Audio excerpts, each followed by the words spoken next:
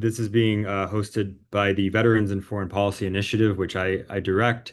The point of this initiative, or the goal of this initiative, is to platform different veteran voices, by the way, not just restraint voices, but all veteran voices, and have veterans be more present in the policy debates of our time.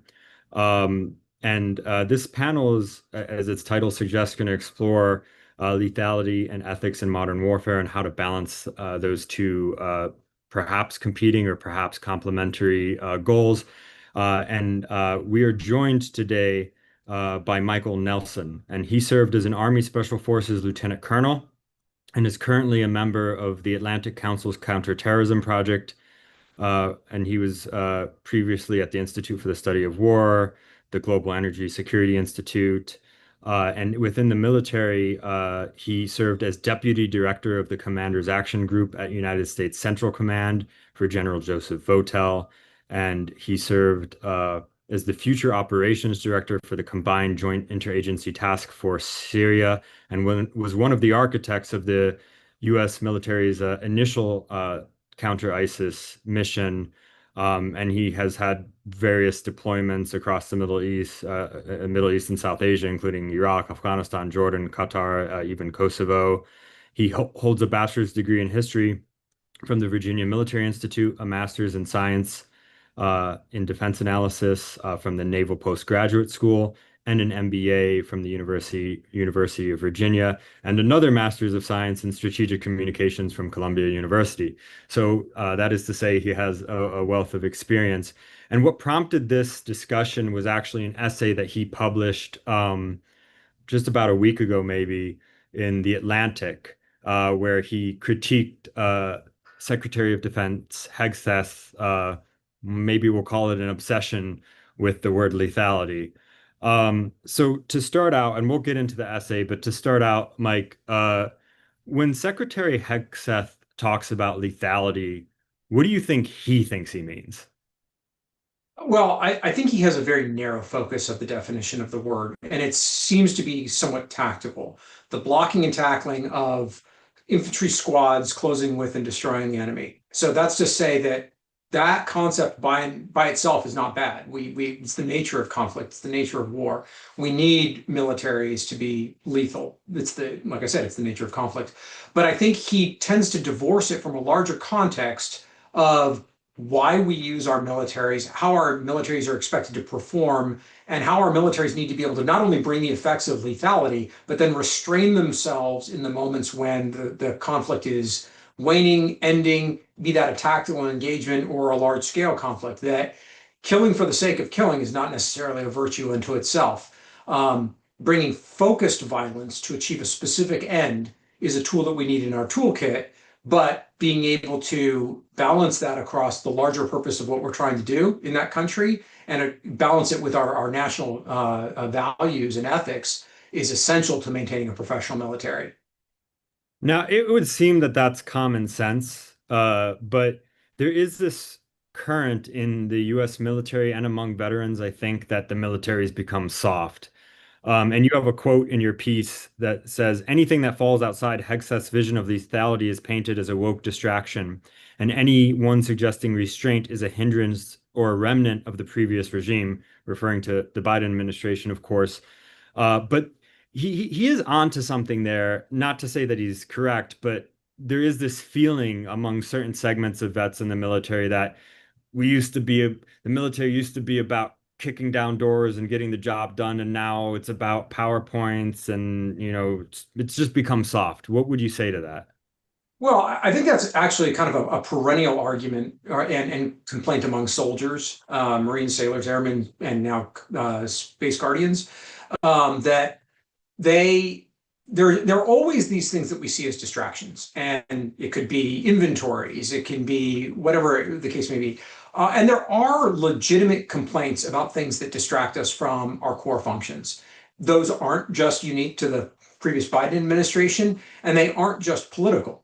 But I argue that number one, his focus is a little too narrow. Like I said, you can see it in the way that prior to his confirmation, the way that he discussed the role of judge advocates, military lawyers, dismissing them as woke or, pencil pushers who are in the way of real war fighters, and some of the ways that has manifested in terms of firing a lot of the senior judge advocates in the military since he's been in as the Secretary of Defense.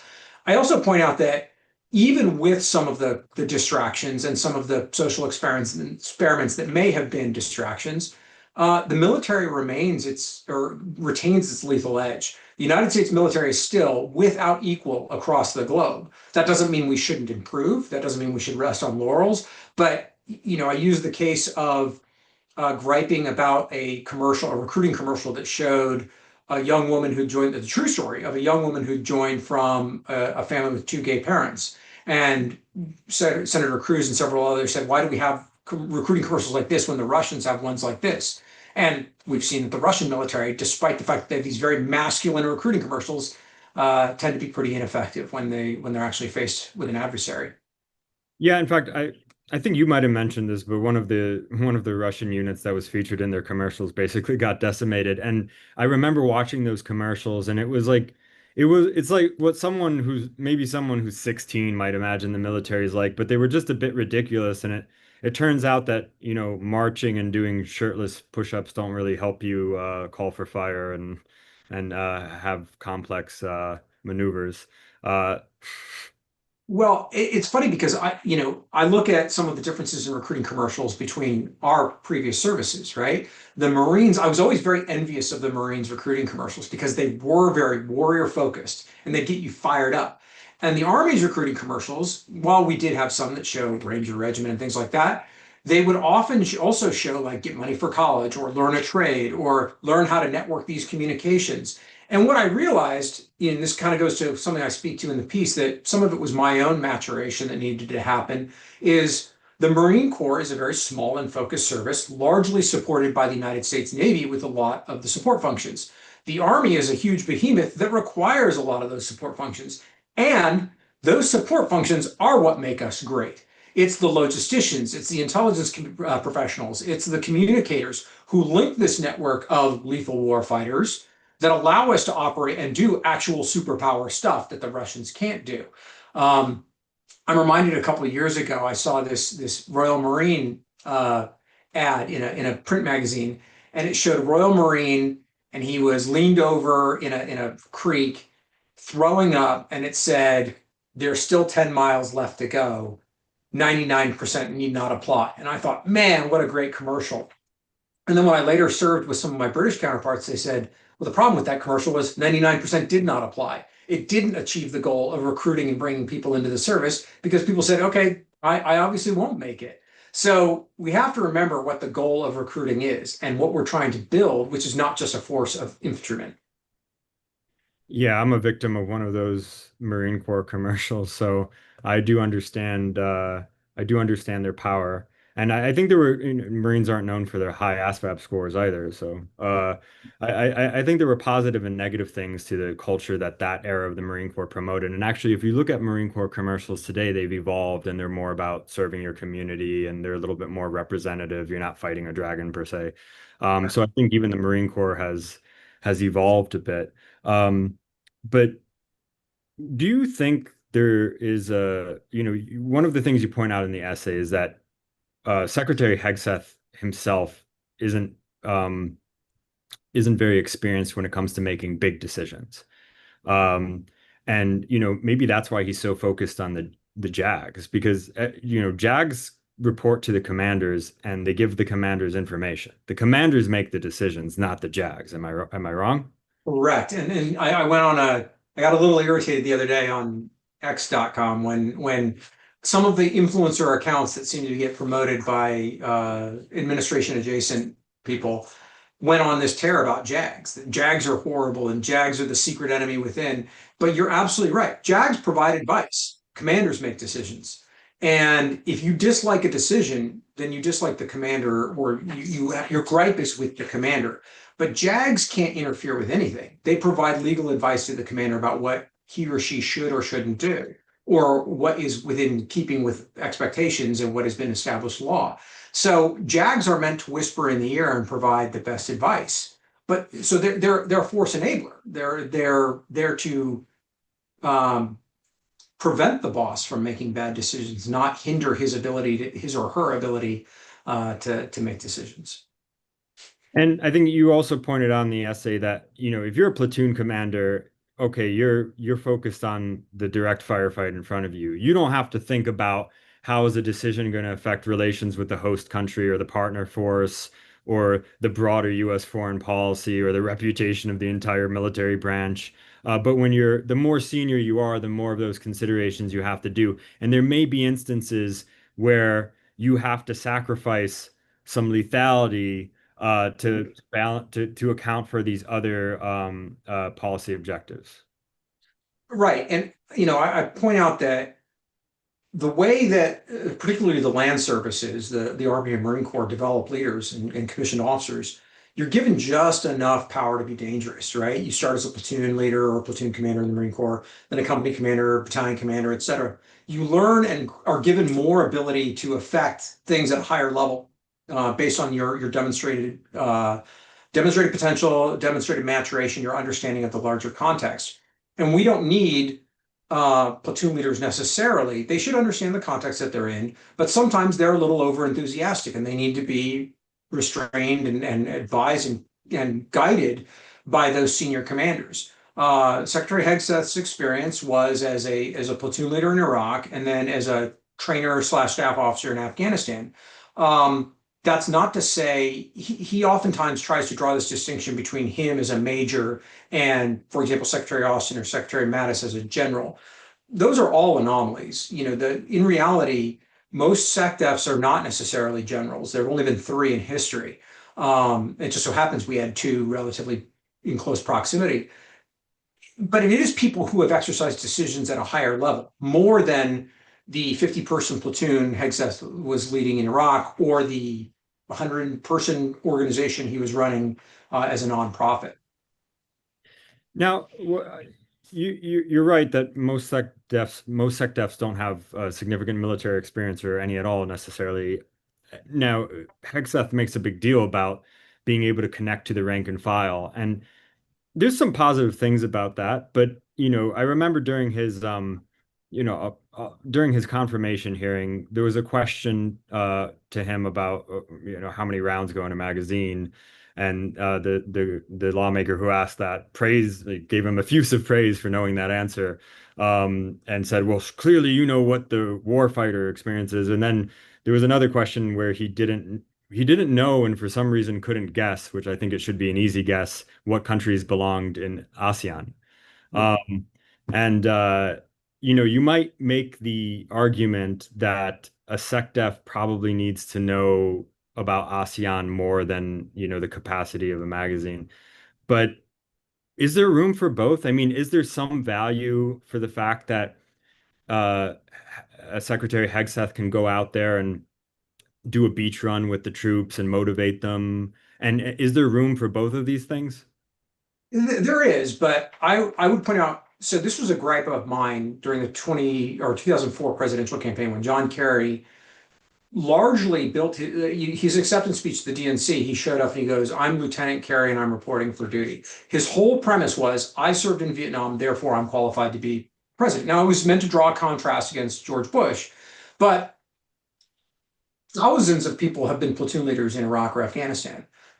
99%, if not more, are not qualified to run the largest bureaucracy in the United States. So just knowing the capacity of a 30-round mag does not mean you are qualified for anything more than being a platoon leader. I also, while I just pointed out that there are only three general officer SecDefs, prior SecDefs, if you look at the litany of former SecDefs and acting SecDefs going back, I think, to the Bush administration, a ton of them had either combat infantry badges or the combat action ribbons in the Marine Corps. So the idea that Hegseth is some anomaly, that he's the only one who had dust on his boots, as he put it, is not correct. Secretary Esper has a CIB. Secretary Mattis had a combat action ribbon. Chris Miller, who was enacting, had a CIB. General Austin had a CIB and a Silver Star. Right now, I gripes with Secretary Austin. I don't believe he was a good SecDef. I don't believe he was a good CENTCOM commander. But the point is, Hegseth is not unique in these qualifications. And I don't necessarily care if say that the SecDef knows how many rounds go in a magazine. He should know the realities of what soldiers are dealing with to some he or she. But I'm far more concerned that they're aware of how the policy implications of their decisions affect our multinational partners, for example, like ASEAN. Yeah. Now, just so the audience knows, you can ask questions in the Q&A. We'll get to them here and there. Uh, so I would argue that Secretary Hegseth is part of a generation, and we're probably part of that too, where what some people term vet bro culture emerged. Yeah. What is vet bro culture, and how real is vet bro culture, and is it relevant, or is it just not? Is it just something that should stay on veteran Twitter? So I like to vet bro culture. The best way I can explain it, going back a generation before ours, is Walter Sobchak from The Big Lebowski.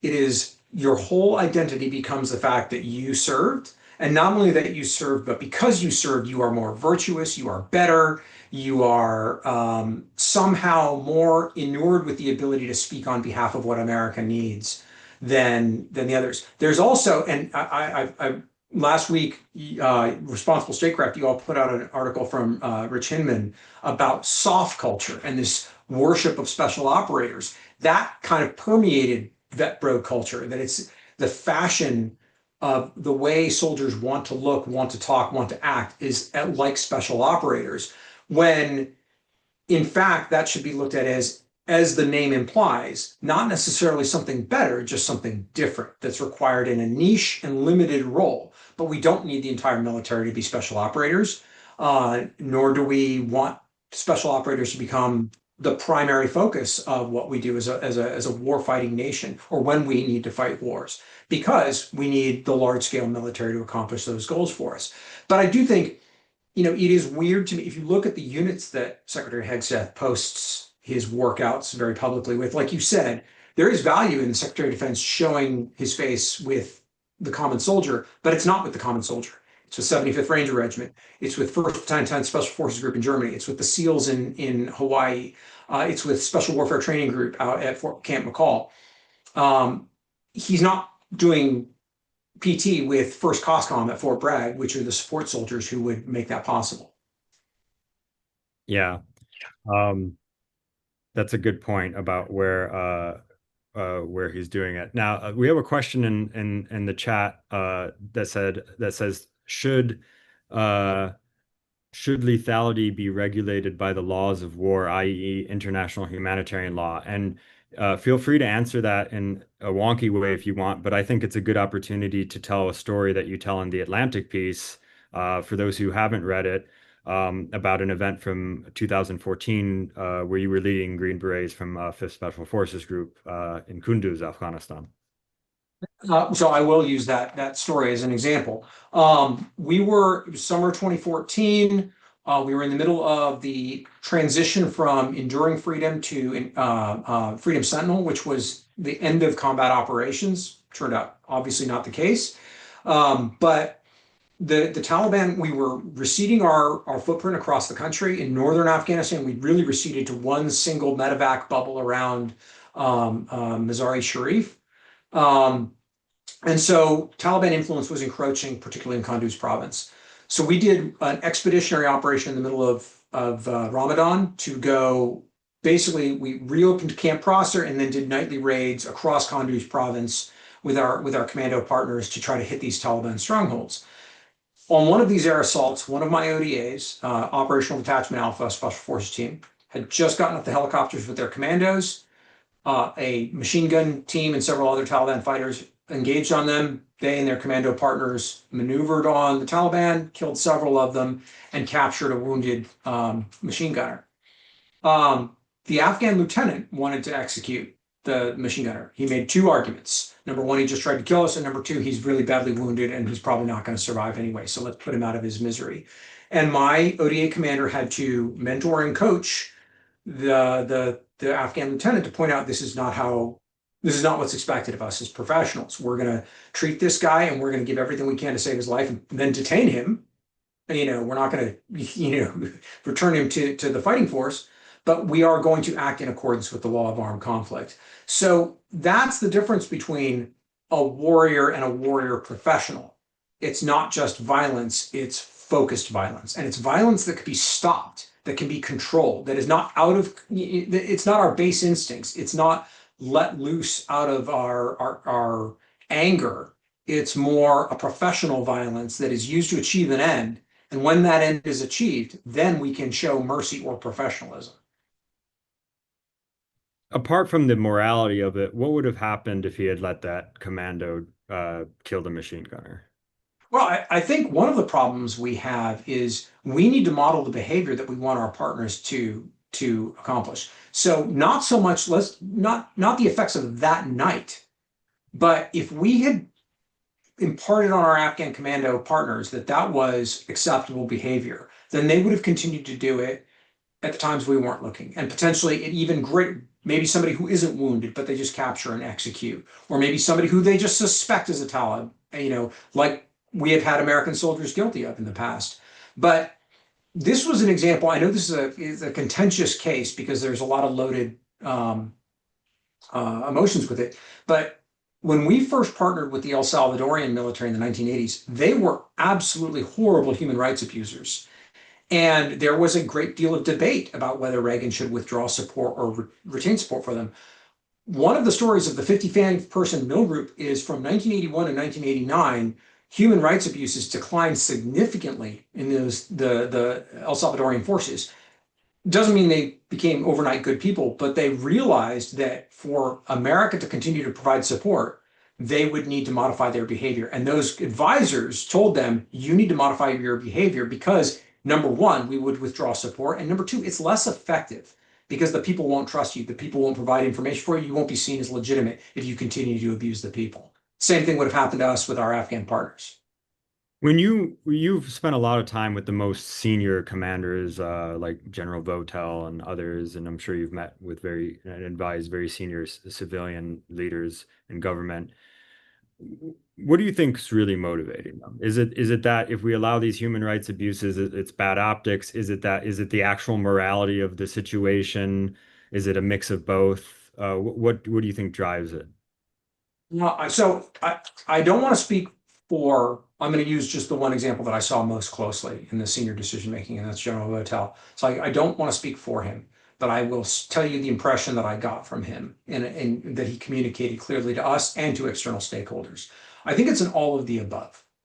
He was a man of deep faith.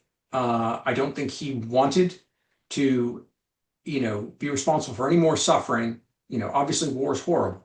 And he commanded JSOC, he commanded SOCOM, he commanded CENTCOM. Obviously, he is familiar and comfortable with the requirements of being in conflict.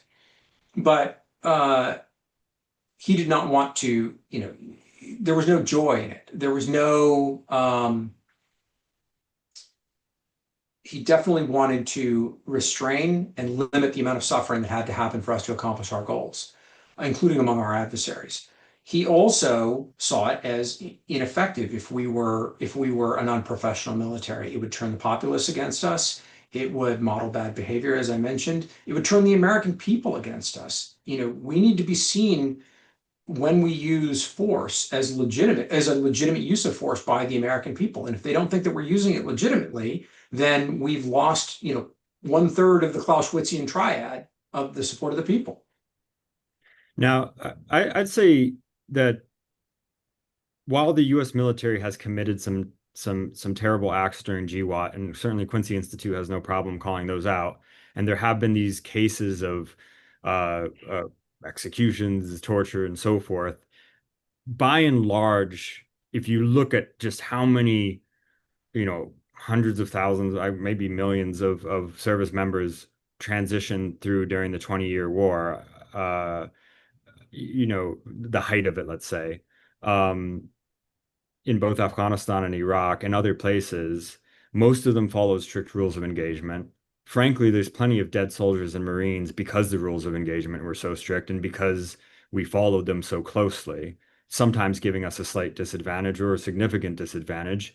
Um, and it's actually it's a bit remarkable how few instances of abuse there were, you might argue. And I think an uncomfortable thought for Americans is that we like to lionize the World War II and World War One generation of vets, and certainly they deserve plenty of praise. But I think if there had been cameras filming in Iwo Jima or in Europe, I think some people might have seen their grandparents doing things that they find out of character. And so, uh, how much of what we see today is simply because there's cameras and there's people talking and there's social media and it's not out of sight and out of mind? Well, I do think, war unleashes the worst in man, or it can, unless there is a series or a system of ethical reinforcement, and which is what I argue for.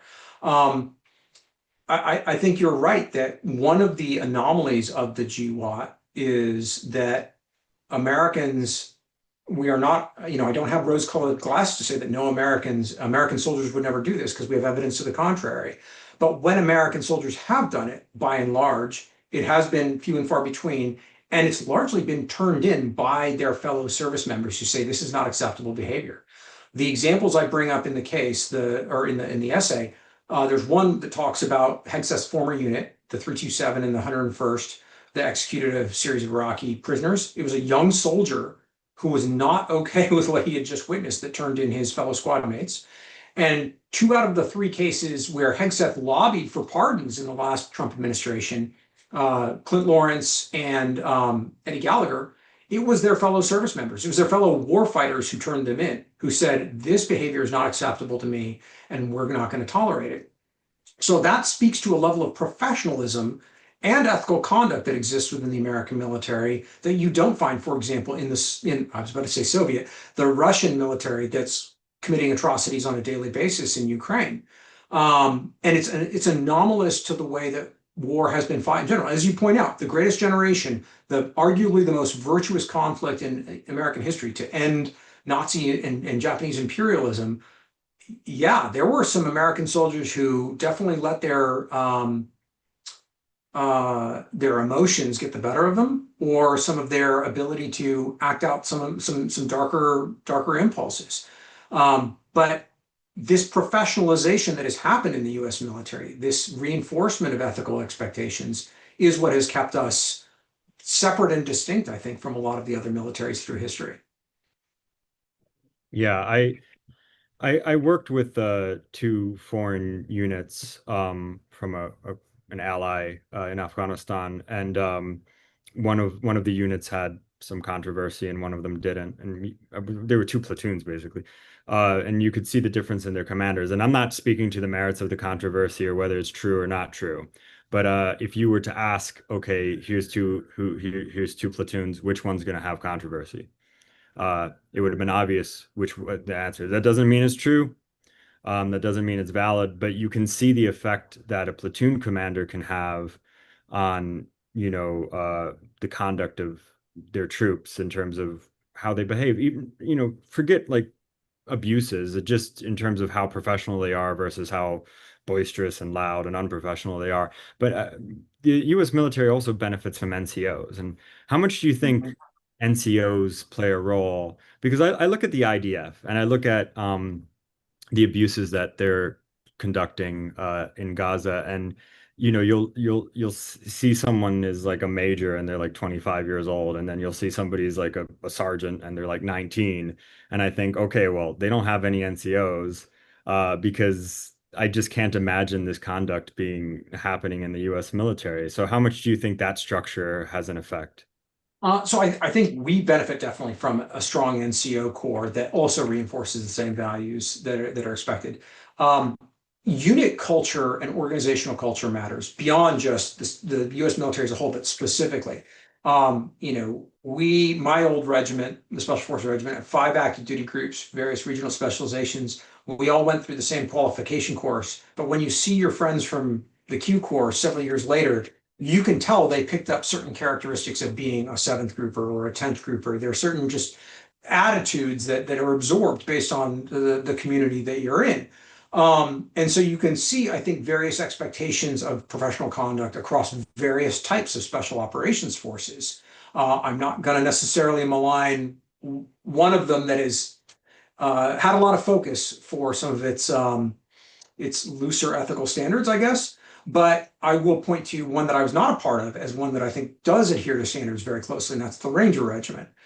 The Ranger Regiment is organized like a conventional Army battalion, just with a very specialized mission, which means when a young 19-year-old finishes RASP, the Ranger Assessment and Selection Program, and shows up in one of the Ranger battalions, he is put immediately under the thumb of a Ranger fire team leader, who is under the thumb of a Ranger squad leader, who's under the thumb of a Ranger platoon sergeant and platoon leader. And they are not going to let the standards of the Ranger Regiment slip.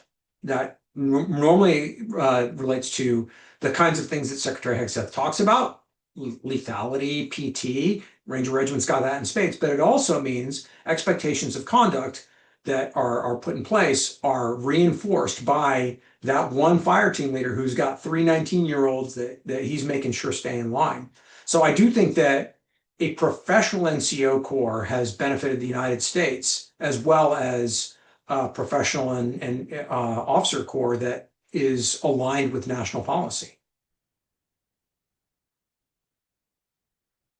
I'm sorry, I think you're muted. All right, I do that Sorry. every panel. It has to happen once. Are there toxic units or toxic platoons or toxic squads? I mean, is that a thing? Okay, so I don't mean I'm going to do, so I do think that you can see that there has been a trend or a focus on some of the behavior with some of the SEAL teams. I have worked with a lot of SEALs over my career, and I will tell you, with one exception, all of them were incredible people. They're pejorative, like it washes away things, because some people use, but all good dudes, all professionals, all wanting to do the right thing. One of them was difficult, but he was not unethical by any means. But to use this as a counterpoint, there is an organizational difficulty that SEALs have. So SEALs recruit like Ranger Regiment, but then they try to operate like Special Forces. And what I mean by that is I just laid out how Ranger Regiment takes brand new 19-year-olds and then puts them directly under the thumb and doesn't give them much leeway outside of what they're expected to do.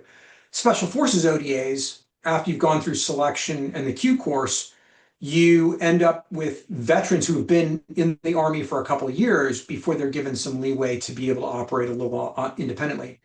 SEALs will recruit the 19-year-olds, and as long as they make it to BUDS, they end up on a SEAL platoon. And then they're told, you're God's gift to the Navy, you're the greatest thing ever, but they haven't had the experience and maturation to know how to color inside the lines.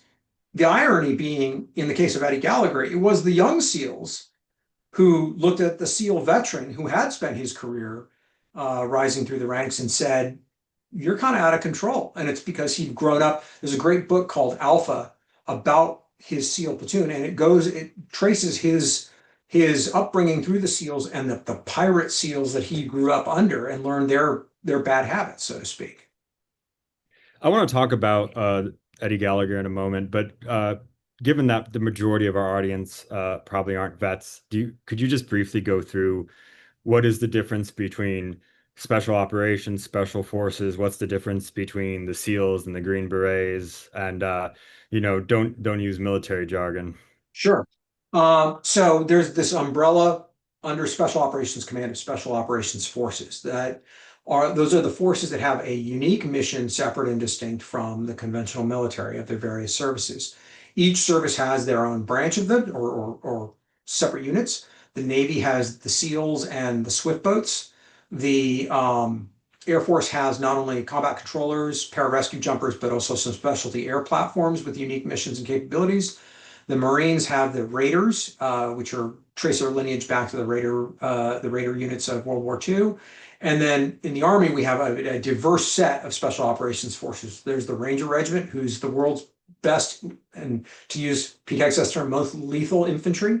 There's the Civil Affairs and Psychological Operations. There's the 160th Special Operations Regiment, or Aviation Regiment. There's Delta, which is the primary counterterrorism force. And then there's my old organization, the Green Berets, Special Forces, who are primarily supposed to do guerrilla warfare and unconventional warfare. To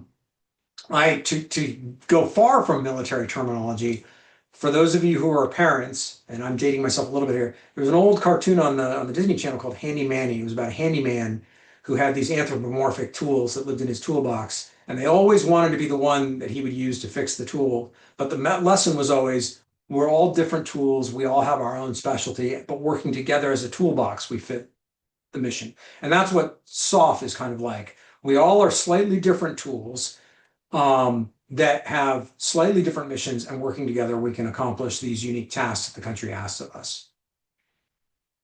Okay, thanks for that.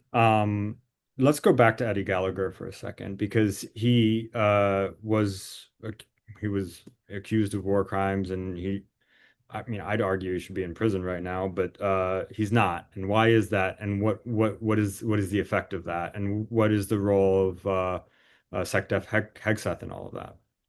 Well, so the long and short of the Eddie Gallagher incident in the lead up or during the Mosul offensive, so this would have been 2017 or 2018, I think.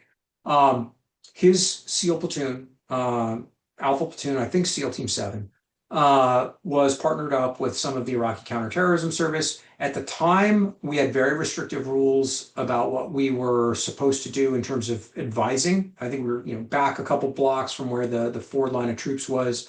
So American service members were not in direct conflict with ISIS during most of Operation Inherent Resolve. They would be back advising kind of the combined arms maneuver of the Iraqi forces. Um, by all accounts, Gallagher wanted to chase some of the action. He would set himself up on buildings and act as a sniper, shooting loosely defined threats. And some of the people in his platoon said that, he would basically identify any Iraqi as a threat, start shooting at anyone who popped their head up. And this is in a city that is under conflict, but still has people living in it. The specific incident that I guess broke the camel's back and required reporting was after the Iraqi counterterrorism service, or they may have been partnered up with the Iraqi police, I can't remember, but their Iraqi partners captured a wounded ISIS fighter who was a teenager, 17 and 19, somewhere in there, brought him back to the mission support site for treatment. And Eddie Gallagher, depending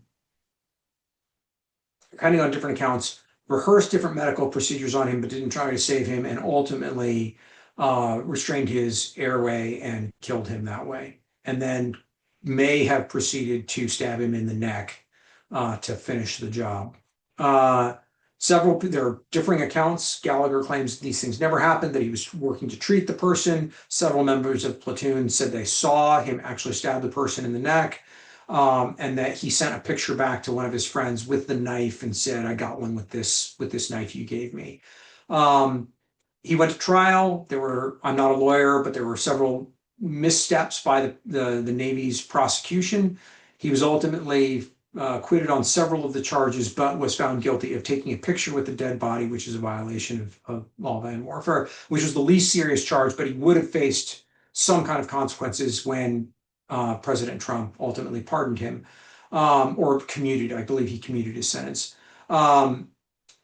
He later went on a podcast and admitted that he had killed the fighter. He said he absolutely did it after, legal jeopardy no longer attached. And he was one of three people, Gallagher, Clint Lawrence, as I mentioned, and then Matt Goldstein, a former Green Beret from 3rd Special Forces Group, who were facing either Lawrence had been convicted, Gallagher was convicted, and Goldstein was about to face trial. That Pete Hegseth, as a veteran advocate / Fox News personality, lobbied the president to pardon or commute their sentences. He was not alone, but he was the most vocal voice. And ultimately, President Trump did. So none of these people face consequences. Why would Pete Hegseth do that? So I do think there is this, I kind of intuit some of the things in the piece where I say they seem to believe that the only way to support troops is by never questioning them. That the belief, and Hegseth has said this, I think he said it in his confirmation proceedings, and then he also has said it on a couple of speeches. I think he said it at Fort Bragg in his speech there, that he views those who try to hold these people accountable as woke politicians or bureaucrats in air-conditioned offices in the Pentagon, as though these people who are questioning the man in the arena. Like I said, number one, that's not true. 2 out of those 3 had their fellow soldiers who were there on the ground with them say, this is unacceptable behavior. The third, Goldstein outed himself when he went for an application for a job with the agency and admitted in a polygraph, yeah, I totally committed a war crime. And even the agency said, this is too far for us, and turned it over his chain of command. When then other Green Berets, after receiving this information from the CIA, said, this is criminal conduct. We need to bring charges against you. So it's not, as Hegseth claims, woke politicians. I also think there may be something to the fact Hegseth has retained a relationship, or it seems that he has, to those from his prior attached unit in the 101st. Mike Steele, who's the brigade commander, it's widely believed had his career off-ramped after the war crimes that were committed in his brigade, and some of the things that he said that may have encouraged these or were perceived to encourage them. I think Hegseth saw or believes, and like I said, this is a little bit over my skis as I'm doing some interpretation here. I think he believes that real warfighters had their careers ruined by woke internationalists, and therefore he needed to right that wrong by supporting warfighters. And I think that's how he sees himself. It goes back to that vet bro culture that you asked about earlier. So vet pro culture then has permeated decision making. Absolutely. I think that if you look at the top of the Pentagon, Hegseth himself is a emblematic of it, and his chief spokesman, Sean Parnell, is made a career out of it, out of marketing his books based on his time as a platoon leader in 10th Mountain in Afghanistan. And you can see in the way that he responds in the DoD rapid response accounts, or in his response to anybody who asks questions or critiques, including, real professional defense reporters who have years of experience. They just get called any litany of names. You saw Secretary Hegseth attacking Jennifer Griffin, his former colleague, because she just asked simple questions about battle damage assessment after the Iran strike. If you're a combatant commander, and you probably have significantly more experience than the Secretary of Defense does, and I don't mean military experience, I mean leadership experience. Um, how do you balance? I mean, how do you balance the fact that you have to obey the Secretary of Defense, but you might not agree with the direction he's taking the military? I mean, do you think there's this sort of quiet resistance, or do you think they're all in, or? I don't think so. I mean, I know I have worked closely with two of the current combatant commanders. One about to leave, General Kurilla is about to change command and retire. And Admiral Paparo in Indo-PACOM, he was the J3 of CENTCOM when I was there. And I think so. I don't know the others. Actually, that's not true. General Langley at AFRICOM, he was the J5 at CENTCOM when I was there. So I've worked with three of them closely. Um, and they're all consummate professionals. I believe that most of those who are serving at senior leadership levels believe in the oath that they took, that regardless of what their personal opinions of the political leaders that they serve under, that they will give their best military advice, and then they will implement the decisions that are made by those decision makers. And we should not confuse the fact that my personal gripes with Secretary Hegseth, he was appointed by a duly elected president and confirmed by the Senate. He is legally imbued with all the authority of the Secretary of Defense, and those decisions are legally binding, and they should be followed accordingly. I believe that the three that I mentioned, Kurilla, Pompeo, or Paro, and Langley, will provide their best advice. And if their advice is not accepted, they will say Roger out, and they will turn around and implement what is decided. So I don't believe there's quiet resistance. There may be quiet, or not quiet, but overt advocacy. And I don't know this, but we saw there's reporting that Kurilla largely advocated for some of the policies in Iran that may not have been entirely in line with what Hegseth originally wanted, but he would advocate for why it was the better course of action in his opinion, and then implement what was decided. But I don't just mean policy choices. Obviously, they have to listen to the leadership that was chosen by the elected president. But I mean, where, for example, if there were rules of engagement that were implemented that actually run contrary to the laws of war, or things like that. I do think, yeah, I have a fair amount of faith in the current senior levels of leadership, that anything that is illegal, immoral, or unethical will receive the proper response back, which will either be refusal or resignation. I don't think we haven't seen that yet, at least to my knowledge. But my piece was not necessarily about anything that the secretary has suggested. It's more of his tonal attitude that he's presenting in terms of leadership, how that might translate down to those leaders below the combatant commanders, but like those individual platoon leaders, and think, what, will no one rid me of this troublesome cleric? How does that guidance translate down when it is actually implemented on the ground? And then what we see of his behavior or his history of what he thinks that means in the cases of Lawrence, Gallagher, and Goldstein. So I still believe in the professionalism of the U.S. military. I don't think there's any question that if any of the combatant commanders are given an illegal order or one that violates the laws of armed conflict, they would say, sir, I need you to reconsider this. This is not in keeping with what we're expected to do. And then if it's told again, I think they'd probably resign. And I think General Kane, for example, has been a good example of this. A lot of people assumed that he would be the yes man, and you have seen his comments have been very restrained, very professional. He speaks to what he can. He does not make political statements. He does not blindly endorse what is said by the political leaders above him. He limits his actions to those being professional. In the piece, you do talk about bureaucracy, and you use this kind of comical example of the red-cockaded woodpecker, and basically all kind. The short of it is that all kinds of behavior on a base has to be altered to protect this bird species, uh, and there is a certain amount of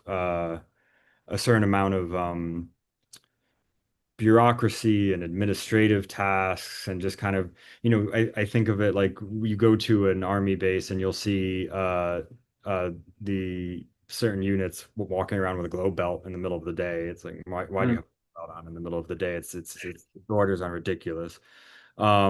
These kinds of things, and all this required education that we have to do, and a lot of it doesn't really, it's like HR type education that doesn't actually change people's behavior. And the way, these young soldiers or Marines are doing it is they're just clicking through the slides, and then they're guessing the answers, or one of them is taking the test and sharing the answers. And it's this huge time suck. I mean, do you think some of that bloat needs to go? Yeah. So a couple years ago, we have in the Army, it was 350-1, and it was every unit had their 350-1 requirements. So it was Army-wide, then FORSCOM, then 18th Airborne Corps. They would all add the requirements. But it was the annual training requirements that were separate and distinct from your mission and essential task list. So each unit would have those lethal tasks. These are the things we expect you to be trained and ready to do when you go to war. And then they had these other 350-1 tasks. And that was everything from some of them were warfighting supporting, like annual nuclear, biological, chemical training, suicide prevention training, things like that. But cyber awareness training would be part of it as well. So, and what we found was if you take all the requirements to be truly trained in your METAL tasks, mission essential task list, and all the 350-1 requirements, there were not enough training hours in the year to accomplish both. You had been given more requirements than you had resources in terms of time alone to accomplish. So yes, there is a legitimate complaint that we do too much, or we ask too much. Most of that is not woke. Most of that is just nobody's reviewed what they're really asking of the subordinate soldiers. Some of it, as I point out in the piece, my frustration was I was too young and immature to realize the value in some of the things we were doing. But some of them are absolutely wastes of time. I use the example of when Don't Ask, Don't Tell was repealed in 2011, 2012. It was, in my experience, a non-factor. People came out, nobody cared, everybody was able to serve continuously. Like there was no cultural backlash. But we went through a ton of classes, of mandatory classes to prepare for the repeal of Don't Ask, Don't Tell. Just hitting us over the head. Make sure you are not discriminating against any LGBTQ or gay service members who come out. This is how people will identify, et cetera, et cetera. So the preparation for the disruption was more disruptive than the policy disruption itself. So there are places that we can trim the fat, so to speak. And there are places that soldiers are always going to have complaints when their time is wasted. Soldiers, I use that term inclusively, but that doesn't mean that everything is some kind of Biden era social experiment. Is that woodpecker at Fort Bragg still a protected class of bird? I'm definitely sure it is. That thing has been a joke and a cultural touchstone for everyone who's been at Fort Bragg. I think it also applies to um, uh, the Marine base in Jacksonville, uh, Lejeune. Yeah, I Okay. think it also applies there as well.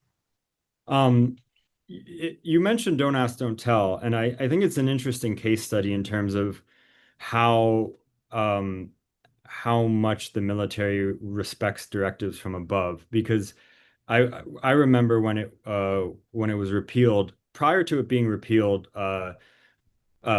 slurs for gay people were used all the time, and it was used in training. It was used jokingly. It was used seriously, and you just heard it constantly. And I remember when it was repealed, you just didn't hear it anymore, and it would have been treated the same way as if you used a racial slur, I think. Um, and I don't think it was because of all the, as you point out, I don't think it was because of the PowerPoints and these sort of HR style.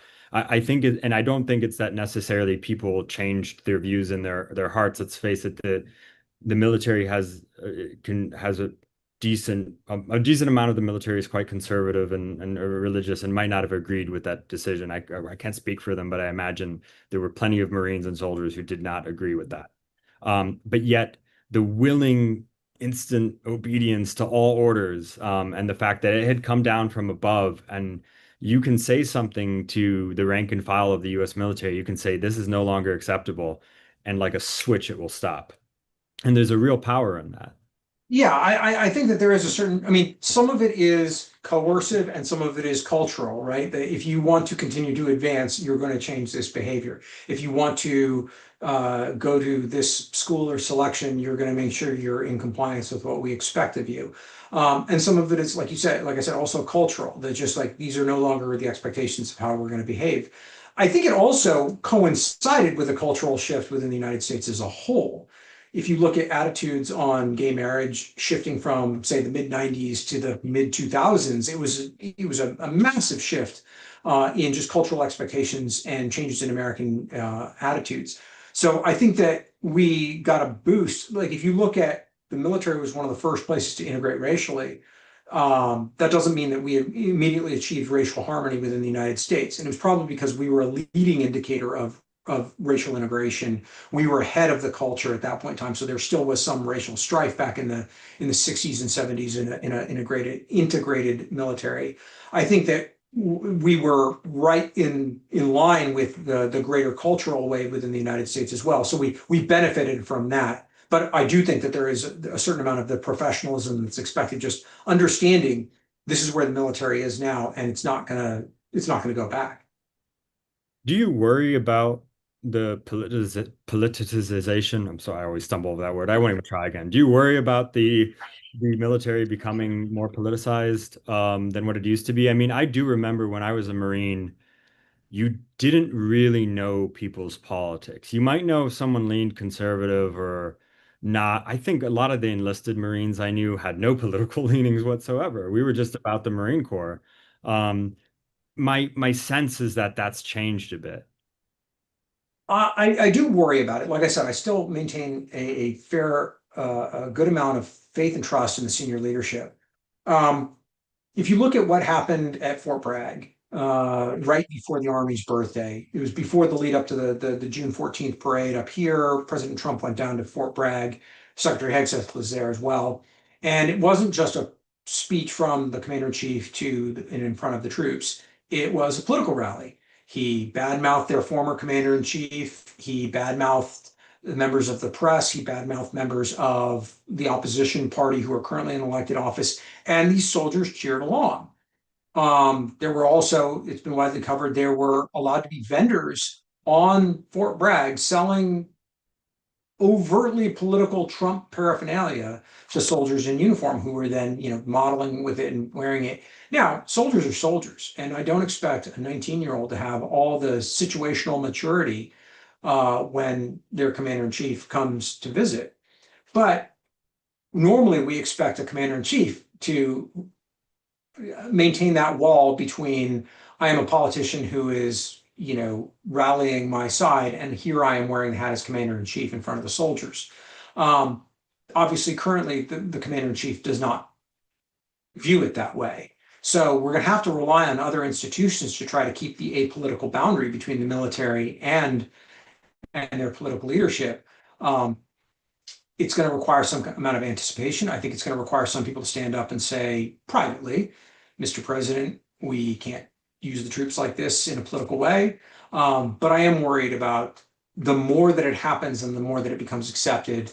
There's a story right now. A drill sergeant is being investigated for having soldiers, trainees do push-ups under a Trump flag and videoing and uploading it.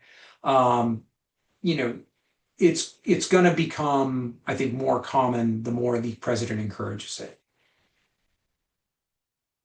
We have a couple questions in the chat. One of them is about Iraq and coin. I'm going to save that for another panel. To the person who asked that, we're going to have a panel probably in the next couple months, so just keep a lookout for that. That we'll get into the specifics of Iraq. But there are some other questions that I want to we only have a couple minutes left.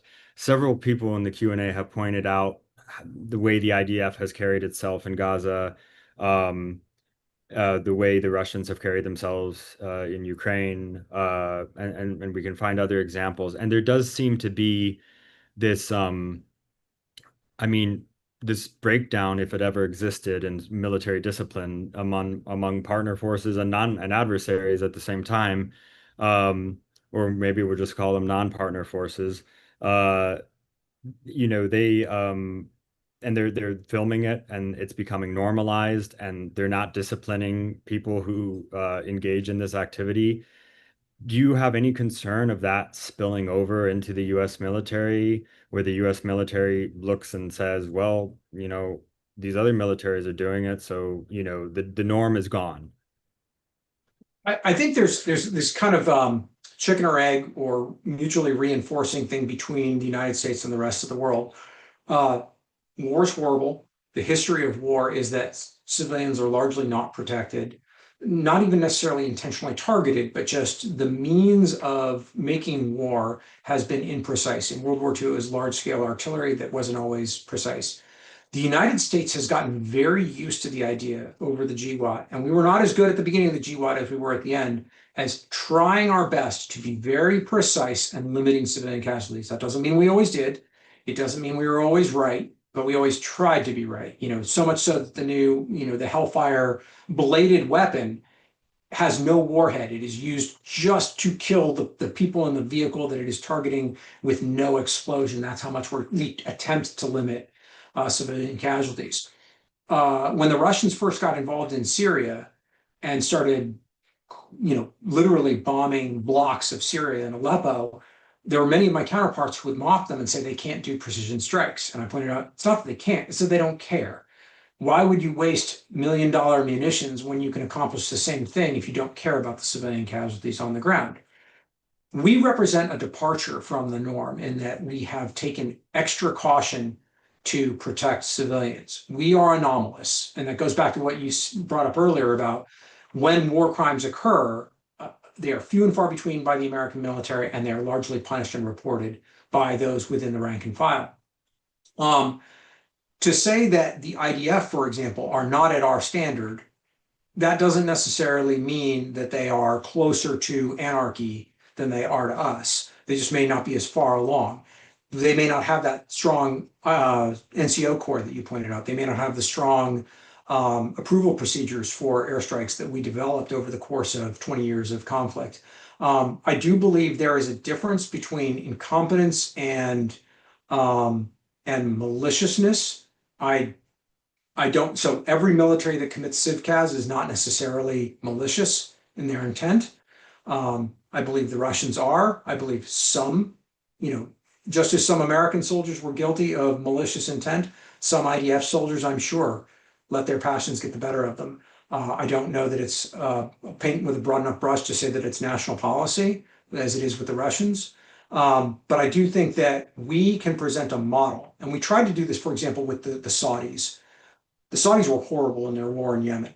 They were imprecise. They did not care about casualties, but man, we tried to coach them along on how to be more precise. So the techniques we developed over the GWOT can be imparted. That doesn't mean they'll always stick. That doesn't mean they always want to, that our partners always want to listen, but we have created the gold, and we're not there yet. We haven't eliminated CIVCAS, but we've reduced it. I think there's a lot of work to do, and I think we can model that behavior for the world. Yeah, I asked a very senior retired Israeli general why he thought the IDF was engaging in some of the abuses it does, and he said as well, he said it's because it's the People's Army and that it wasn't a volunteer force, and so you got bad apples in a way that wasn't as true for the U.S. military. I thought it was somewhat of a cop out, but I do think there's some truth to that, and I do think one benefit the U.S. military has is that it's an all volunteer force, so people want to be there, and I think for the most part they want to do the right thing. Um, with that, we're gonna have to close it. I really thank you for your time. For those who didn't read his essay in the Atlantic, it's titled "What Pete Hegseth Doesn't Understand About Soldiers." You can what is your Twitter handle? If you can just Mike Nelson 586. so if you go to Mike Nelson 586, he has it pinned, and there's a gift article underneath that pin. If you're not a subscriber of The Atlantic, I would recommend reading it and thinking about it.